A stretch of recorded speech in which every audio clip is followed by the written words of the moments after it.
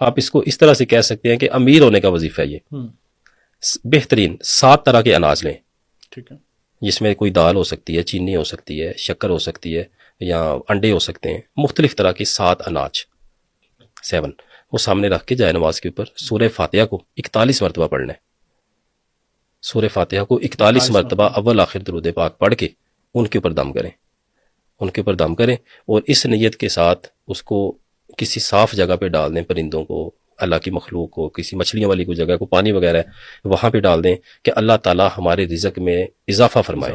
اس طرح سے یہ عمل اس کو چند روز کوئی کر لے، 7 سے لے کے 21 روز تک. ضروری نہیں ہے کہ آپ زیادہ کریں، آپ اپنے ہاتھ کی جو ایک مٹھی ہے ہر اناج اس کے برابر بھی لے سکتے ہیں، زیادہ بھی لے سکتے ہیں، حسب توفیق. یہ عمل کر لیں انشاءاللہ جیسی بھی